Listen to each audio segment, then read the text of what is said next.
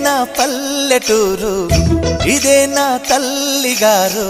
మా ఊరి పాడి పంట రాములోరి దీవెనంట.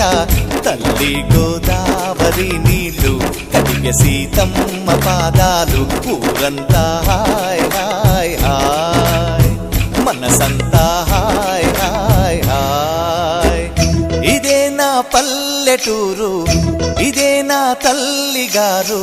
మా ఊరి పాడి పంట రాములోరి దీవెనంట.